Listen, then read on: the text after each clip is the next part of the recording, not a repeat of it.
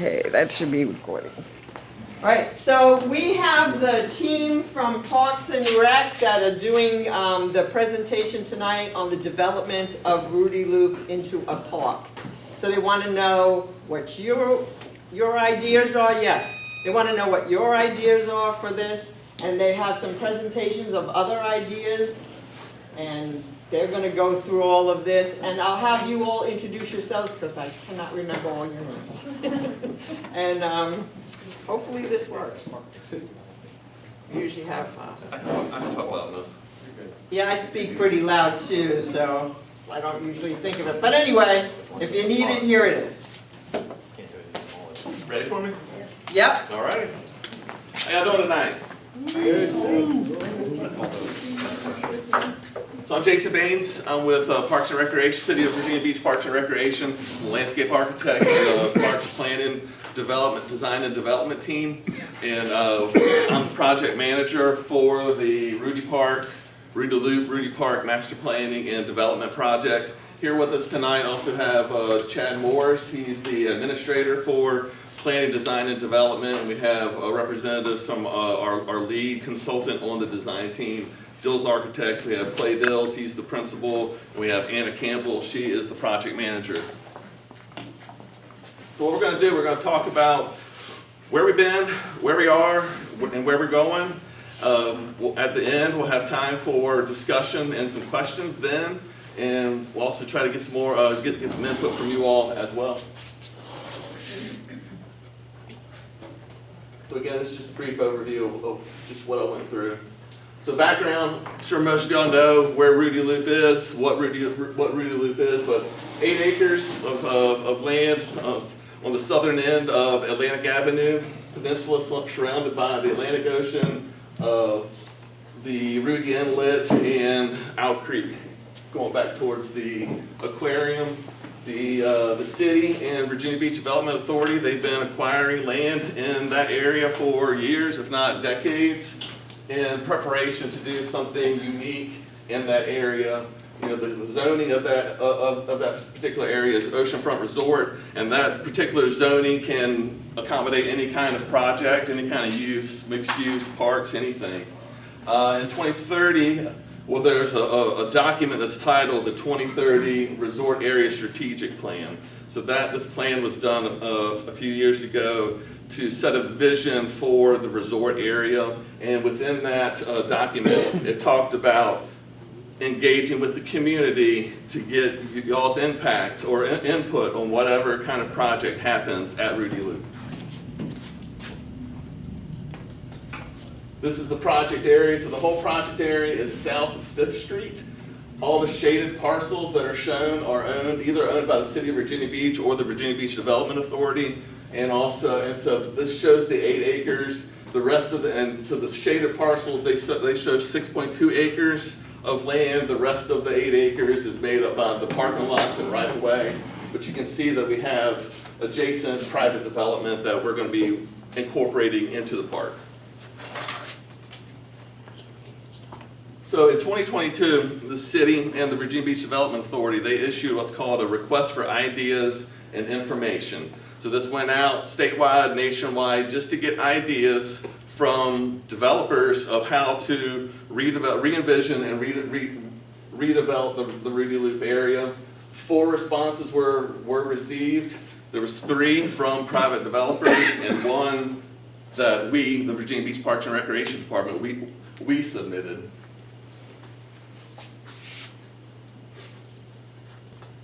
So these are the concepts, the ideas that were submitted in 2022. So you can see how each concept, now number A, they didn't include a plan, they just included a narrative about what they wanted to do. But all of the proposals, they included mixed uses, including hotels, residential, commercial, and some degree of open space, whereas the Parks and Recreation plan here focused solely on providing open space, recreation, and a park. So after that was received, city staff was directed to conduct a community engagement campaign to get input from across the city about what citizens wanted to do with that land and get their ideas, their responses to those 4 concepts that were submitted. So in 2023, winter, spring 2023, a consultant went out, did multiple public meetings, and also there was an online survey to gather all of that input.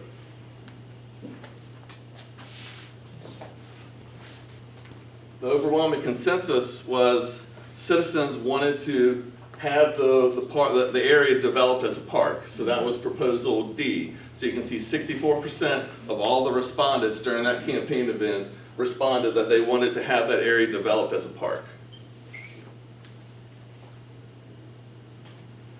And this just goes into a little bit of detail of what their preferences were for how that area should be developed.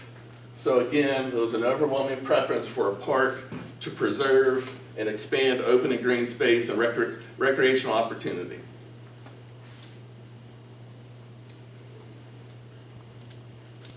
Some of the comments that we got from that engagement was, Rudee Park should be open to everyone. It's a gateway, it's a destination.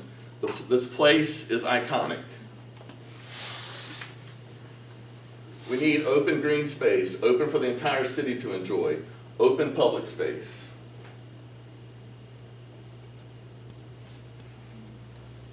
So in October of 2023, City Council directed city staff to work up a request for qualifications for us to solicit or put out a solicitation nationwide for a design team consultant that has expertise in waterfront development and for achieving the vision of what City Council wanted to see out there, and also to kind of realize the input that we had received to date at that point in time.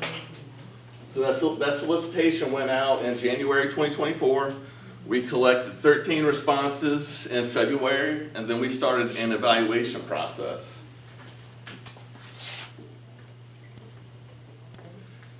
So this is just a snapshot of what that evaluation process is. So we had city staff, members from multiple city departments, Parks and Recreation, Economic Development, Public Works, Planning Department, the Convention and Visitors Bureau, who oversee the resort area.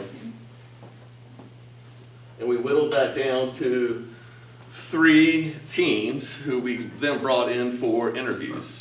And those, each of those teams came in town. They presented to us their experience, their qualifications. They showed project examples, and they talked about what their approach is going to be to realizing this project. So the project is divided into 2 parts. Right now we're doing part 1. Part 1 is community engagement and conceptual design and leading to an eventual master plan. And you can just see there's more detail here. I'm just trying to get through everything. So after we achieve or get to a preferred master plan vision, we will move into part 2, which is the construction document phase. So it's just creating the blueprints for how to build this park.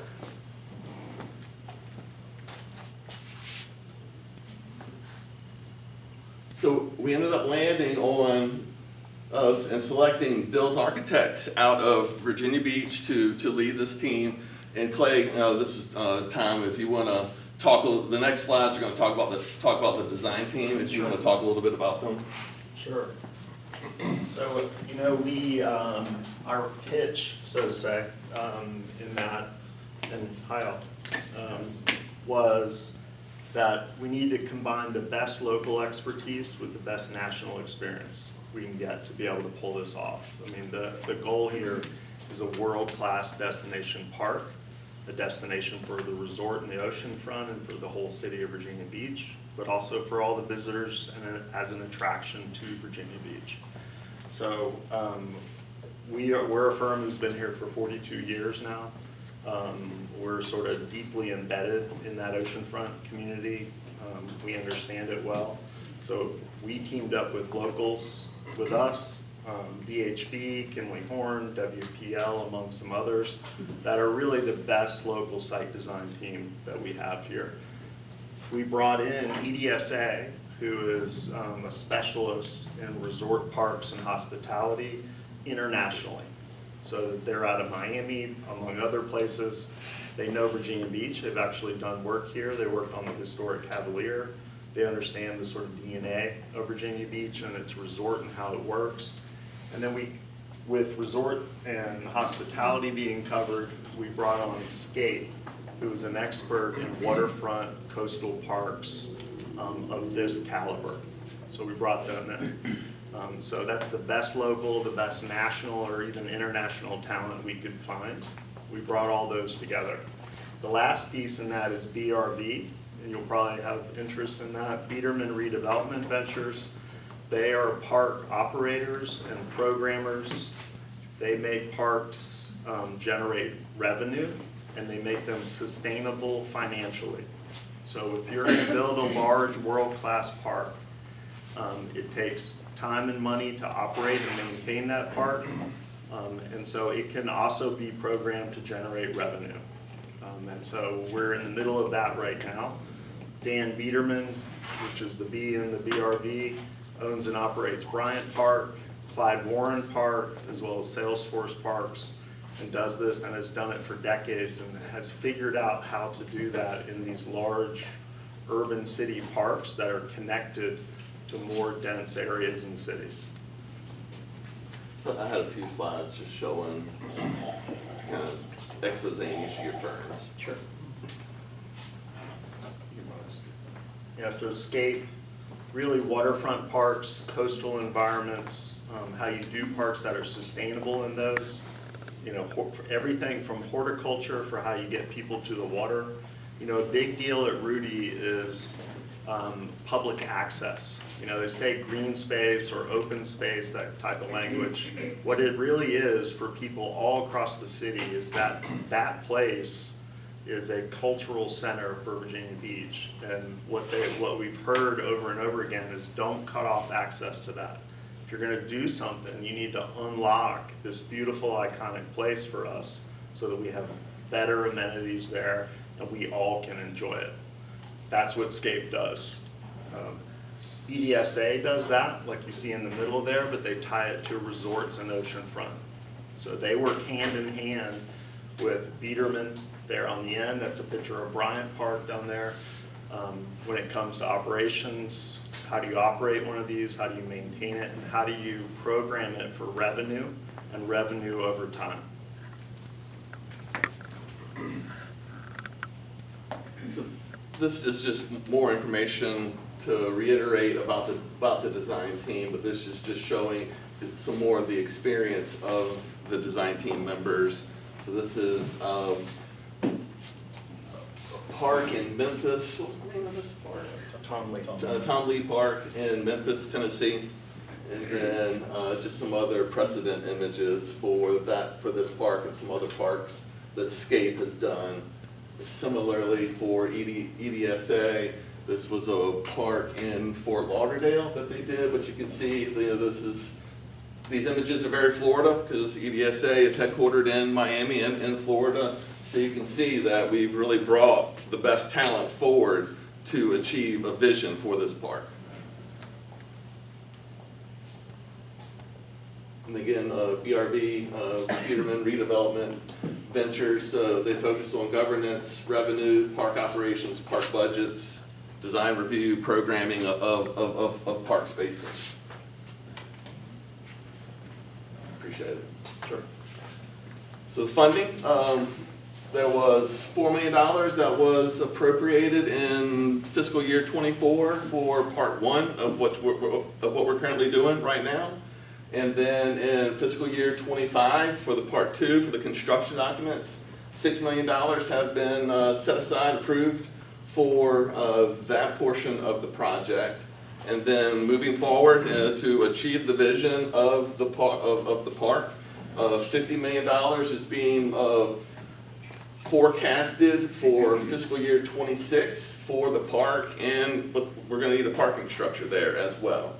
All the funding is coming from the Tourism Investment Program, or the TIP fund, and that money comes from tax on hotels, meals, entertainment, mainly paid by visitors. Yeah, but it's paid by everybody, not Right. visitors. Okay. Taxpayers. But the taxpayers buy more food than the visitors, and you said food. So that's a false statement. Well, we can have, we'll have the discussion at the end. All right. So next steps, so you can see that we've done the request for qualifications in the award. That was done, and right now we're in part one of, again, doing the conceptual design, doing the public engagement, and doing the initial concept development for what this park could look like. And then we will be moving forward into part two and eventual bidding and construction in future years. This is the overall schedule. We started the project in September. Been doing public engagement throughout the fall. The team has been doing some early design work. We've had surveyors out surveying the whole 8 acres, just setting the stage for moving the project forward. And then we're going to be continuing public meetings and input through into January and into February, and then the intent is to start to show what the conceptual designs are going to be in the springtime, and start to get input from citizens of the city.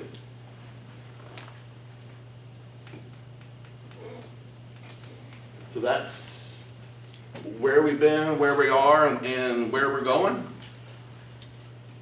Questions, comments? Over there, Lisa. I have a question. How much are we paying? Is it BRB, you said? Is that who you're with? This gentleman here that just. No, Clay is with Dill's Architects. He's the lead designer. Okay, we have a city staff. We have a landscaping department. We have a city surveying team. All of this would be free, basically, because we are paying their salaries. Why are we hiring WPL and a lot of other private companies So, when all the citizens want is a park? A park is not a hard thing to develop and maintain. so the city is self-insured, Exactly. so we cannot design all of the things that you were just outlining. It's a liability issue, and so When did the city get it's self-insured? a disservice. It's just as much of a disservice to the community to not push to have the best come in to give the best vision for that space. We have a survey team. Why are we paying an outside agency to survey a piece of property we've owned for how many years? We bought an option from the Lighthouse Restaurant years ago, just the option to buy the property. We know exactly what we own as citizens. I'm sorry, Okay, but so some of next- us wait a can't hear what Oh, I'm she's sorry. saying. Some of us cannot hear what she's Okay, well, saying. Okay. I'll give a mic to people. Okay, Paraphrase. so Nick is next.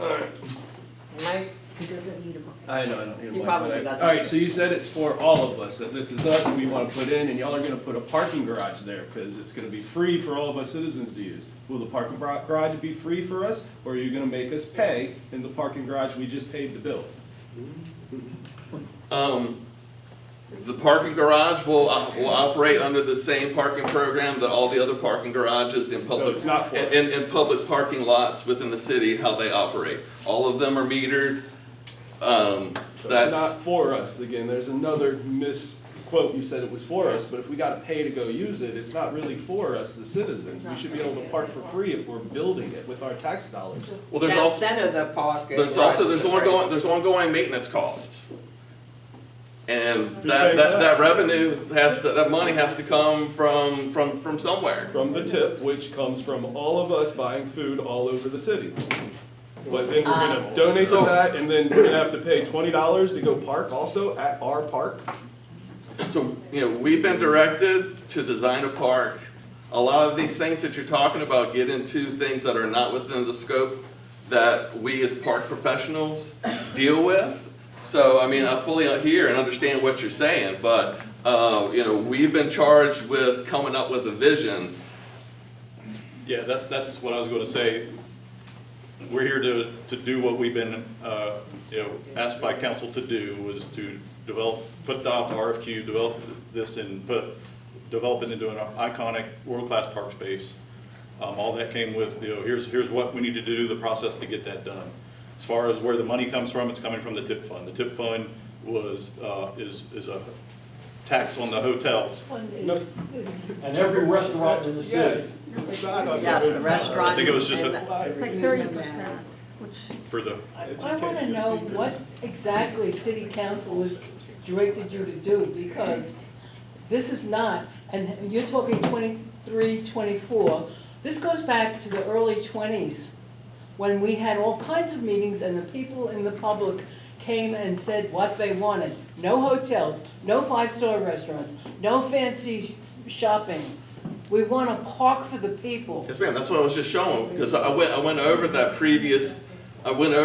previous initiatives that was in the early 20s, and then all of that has built upon itself to where we're at right now, where we were told to Okay, go out. Well, you're also talking about generating revenue.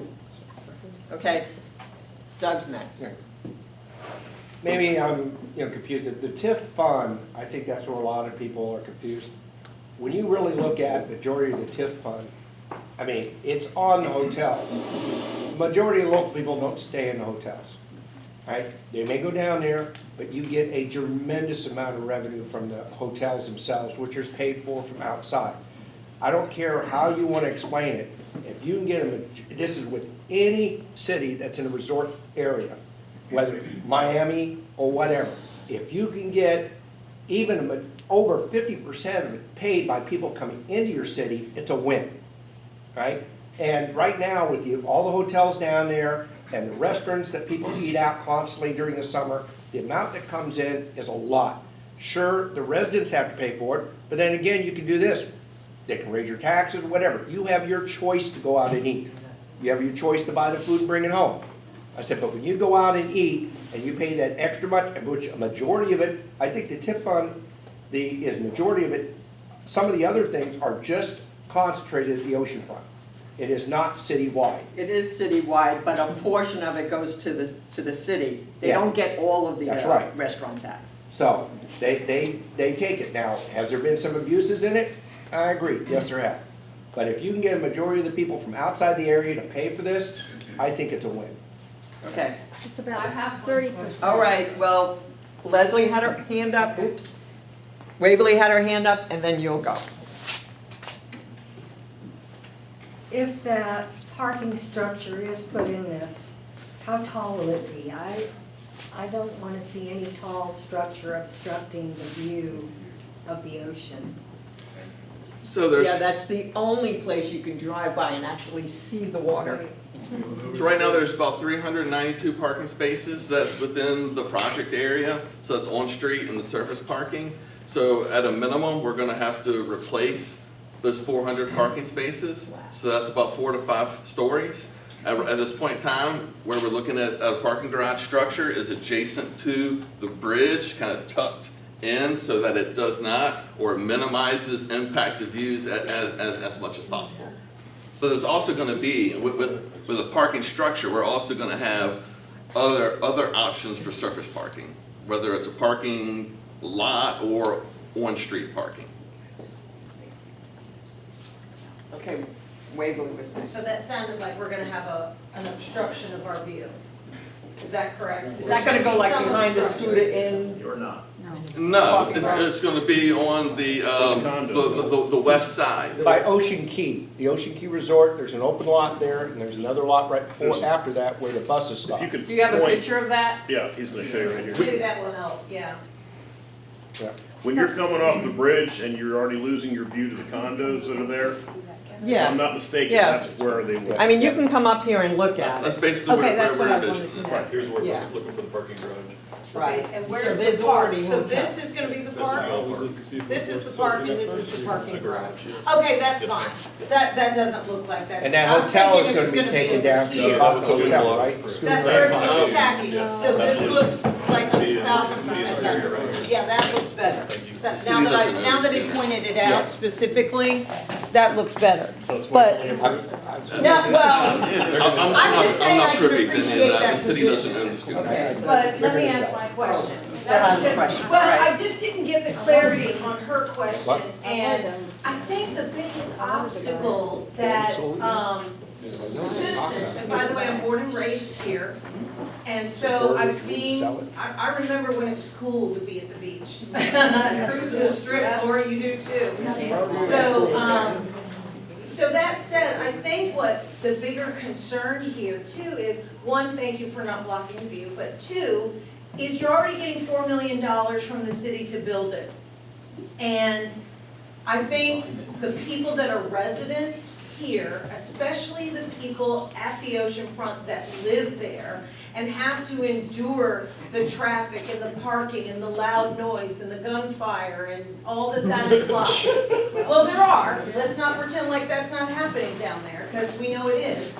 But, and I love our beach, right? Like, I love Virginia Beach, but I do stay away from it. But I think there needs to be a proposal where residents don't have to pay to use that because we're already paying $4 million. It's kind of like these tolls on the interstate, it makes you crazy. And we pay for the tolls and then the money never comes back to the citizens and then we just recycle it and we still have to keep paying money and it's like this racket. So I'm only suggesting that we look for options other than charging the residents of Virginia Beach anymore to use their own park. If they're tourists, they're not residents here, they can't produce a Virginia Beach driver's license, then they should have to pay. That's fine for getting it there, but the rest of us, we're kind of like, I'm here with it, right? So is there an option for that, is my question. I know, but Teresa was next. I think she has her. We make our vice mayor wait. I'm sorry, Teresa was next. Can you hear me? I kind City of agree with council. what Lisa said and what Waverly's saying and others. But was the option given to just leave it the way it is? Why do we need a garage there at all? Is it for the hotels that are nearby? Is it gonna be parking spaces blocked off for any nearby hotel? And what is the urgent need? And I guess council would answer that, to even do anything with it at all. It's wonderful the way it is. So let me, Yeah, an idea or a response to that is that right now, there's a push to achieve a vision out here. And if we don't achieve that vision right now, if we leave it the way that it is, in 10 years, you have no idea what the city council is going to be comprised at that point in time. At that point in time, somebody could come in and do some kind of mixed-use hotel residential development. So is it better to unlock the civic potential of the site and create a park for people and a destination for the people of Virginia Beach and for tourists, or wait till later on when something else could happen and it could be redeveloped? So that's just an idea for you to ponder. These are all really great comments, and I'm so glad I'm here to hear them. I've been fighting for this, can you hear me? I can't hear you. I wear hearing aids. Yeah, you just gotta yell for her. Project your voice. Is it going up? Oh, probably went off. Timer down here. Right. Right screen. There we There you go. go. I know, I have a soft voice, so I don't mean to turn my back to y'all. I've been working, fighting for this to be a park, and some of us said this should be a park for the people. Those were the exact words that I have used. This should be a park for the people. And when all of these pieces were assembled, it wasn't meant for that. It was meant to be an economic development project. And as we gathered more and more, and as I watched this, I said, this is not right. It was the taxpayers' money that bought all these parcels, and it needs to belong to you. So it's been a long trip getting here, and there's a lot of questions that you've asked that we don't have answers for yet because we're working through the process. But I do want to address this parking thing. I have asked the week after the election, the very first meeting, I've asked the city manager to look at how we can provide free or reduced, if we can't afford free, because these garages, they have to be maintained, and a parking spot costs about $35,000 a piece in a garage. Isn't that shocking? Yeah, it's expensive. It's very expensive, it's about $35,000 a piece, and the prices are just going up. But at least for us to look at, for the residents, not for the tourists, but for the people like you, who pay their taxes and come here.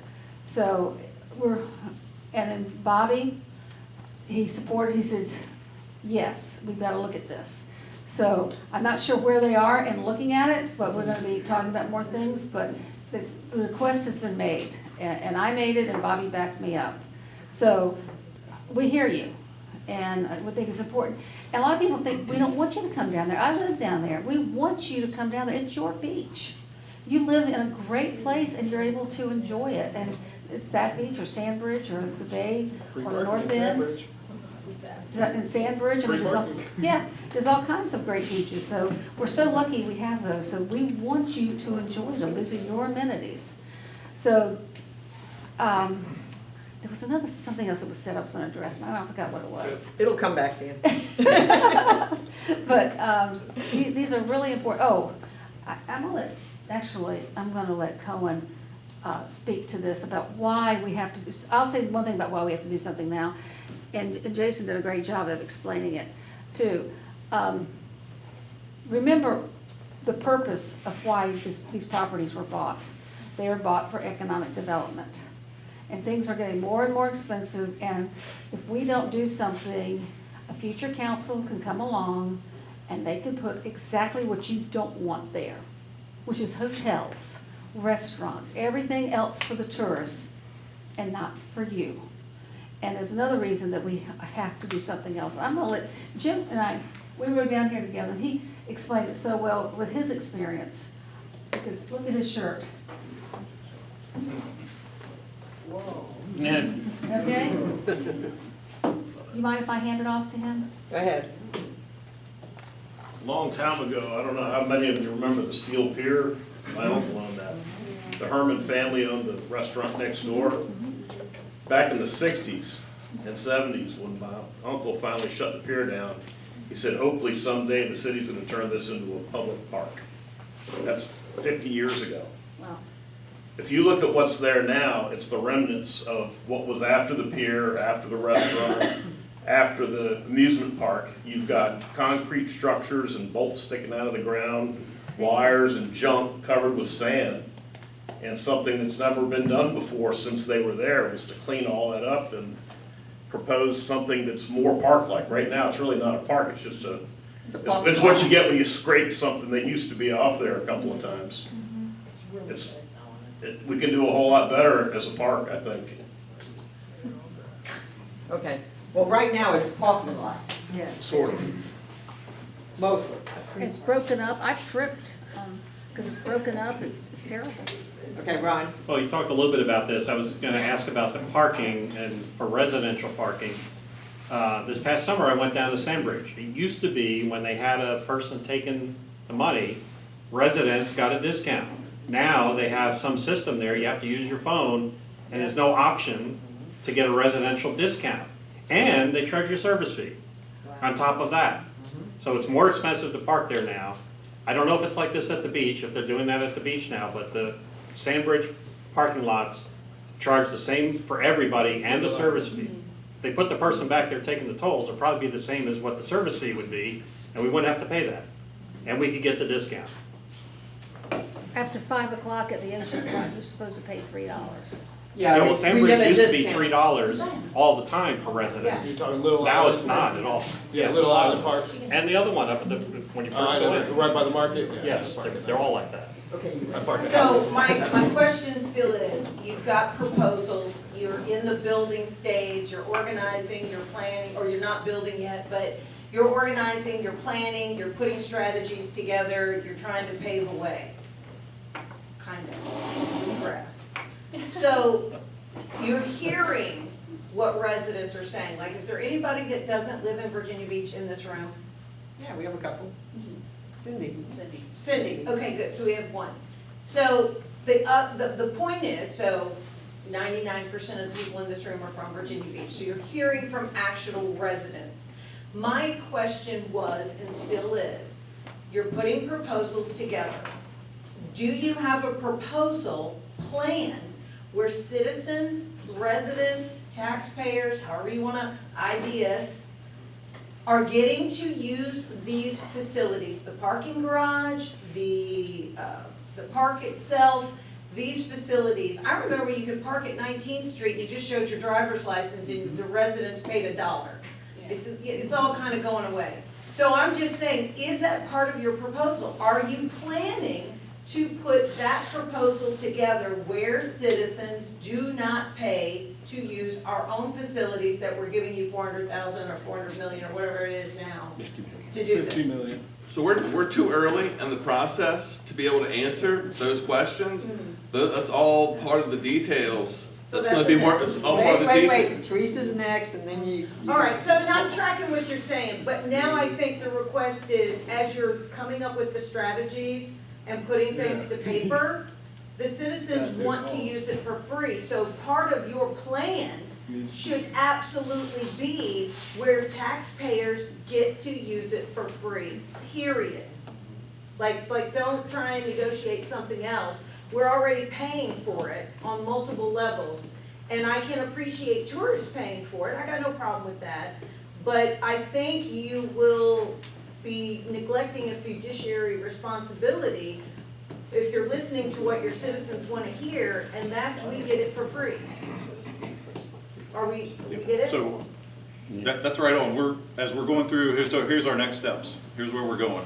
So we're in the middle, we're going through public input process right now. We've had dozens of meetings and open meetings, and had groups come in, and we have a survey out there currently right now that can be taken about what amenities and what things should go into this park. Right. We're getting a lot of good feedback. We had over 2,800 2,800 participants on the Yeah. online survey, Right. and then. Now, the online survey is not the only thing you're considering, Correct. right? You're taking all of what we're telling you right Absolutely. now. Okay, Yes. good. So, again. And this is the I first know where time we've to begin. heard about wanting the free reduced parking down there. And that, like Jason said, this comes on after how the park operates, how the parking structure works, and how that's done.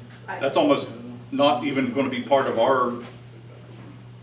the project, but it does look into how. Whose part of the project is it? Well, I'm getting there. Well, as you get in and you start to figure out how the park is going to operate, how it's going to do some revenue generation, and Sure. kind of be a self-sustaining park, so there's not a drain on the general fund or something, to keep this park updated, maintained, and refreshed as it needs to be.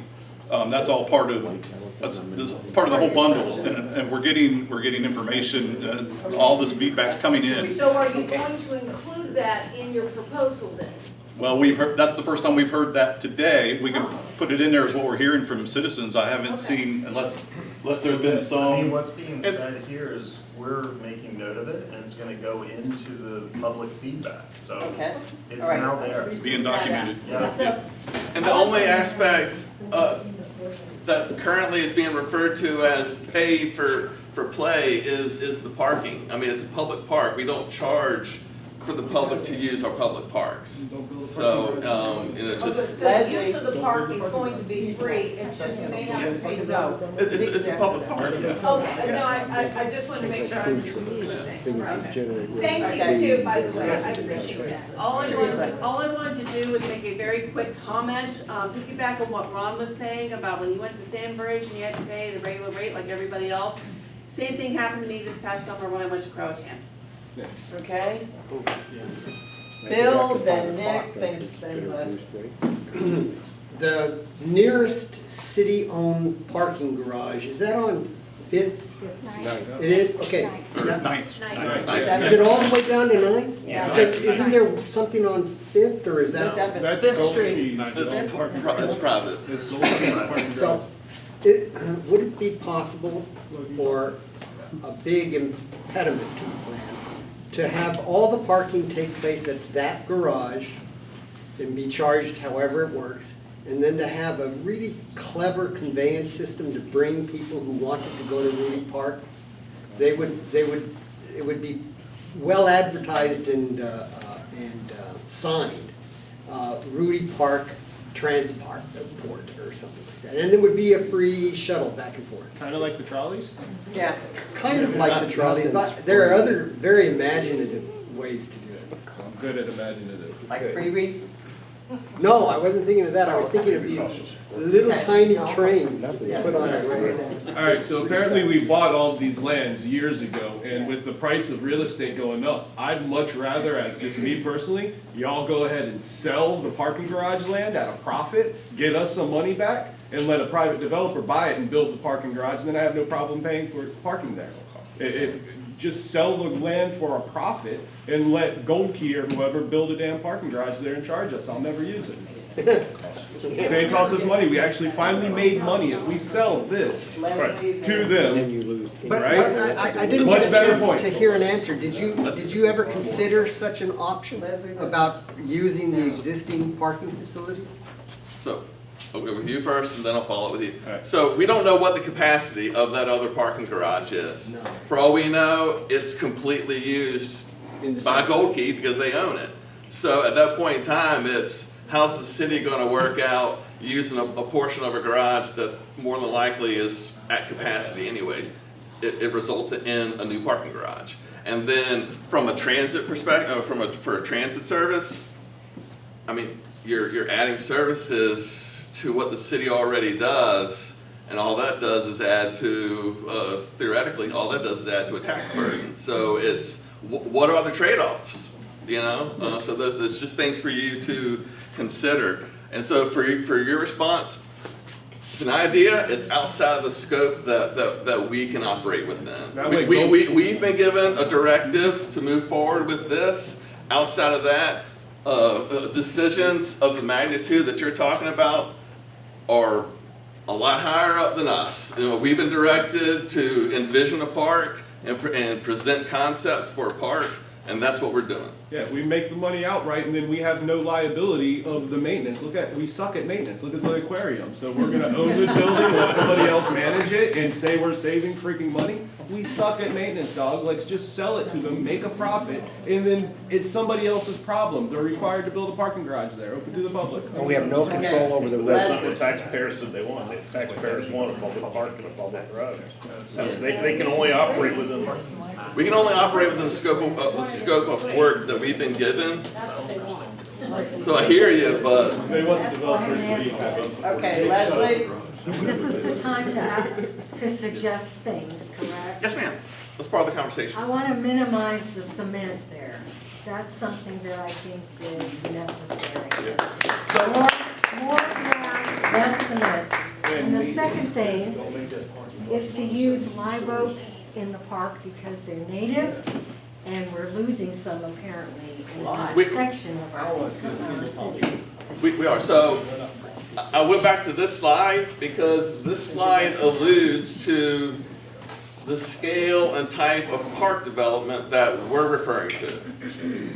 Just minus the hotels and condos, etc. Live oaks, yes, we are looking into including live oaks. One thing that we really have to be mindful of is that this environment is very harsh. There's a lot of, it's a very saline environment, so a lot of the vegetation just gets fried. Perfect for that. They are, but when they're young, they have to be protected. And some of the old ones are gonna take away and put them there. One of the things that we're looking at is as we move into landscape or planting strategies of how to redirect wind, to kind of lift it up and then put other species in front of more sensitive species. So we're going to be diving into all those details. And the other thing is that, oh gosh, what is it now? I forgot. We'll get back to you. Marilyn's got a question. Yes, ma'am. One of the things that has been brought up is that the park was supposed to be available for surfers and people that fishing, and what kind of amenities are gonna be put in for that? So we're not going to be impacting fishing or surfing. We're going to be improving access to surfing and to fishing. So we're looking at having like dedicated fishing platforms along the inlet, because right now, there's the Rudee Walk that comes from Winston-Salem around the loop, and bicyclists, skaters, walkers are sharing the space with people, casting out into the inlet. So we're looking at how to separate uses. And with surfers, we're looking at including amenities for surfers that are also going to benefit beachgoers as well. And a lot of that is the details that we haven't even really started to dive into yet. We've been talking about them, but as we're doing the big vision right now, this is the stage we're at right now, but we're very much keeping that in mind. Okay, I remember now, as far as if live oaks are pricey, I imagine they are, is there some way we could start a thing that's called Adopt an Oak to raise money for that also, but also bricks that could be bought, that people's plaques could be put on that. Those are all great programs, but then you have to think through how many bricks are we going to sell and how many trees are we really going to sell. They're great ideas and can add a lot of personality to a project, but when it comes down to the actual implementation, we just got to think through the realistic. It's a great aspirational thing, but how realistic is it actually? But we appreciate that. It's something that we can definitely consider. Yeah, and Clay mentioned that would be something to be part of the governance part of the project on how the park continues to thrive and grow and has revenue stream to keep the park going and being well maintained. Well, they're taking out trees over at the Pleasure House. Pleasure House. Yeah, Pleasure House. That may be live oaks. But you want to use them.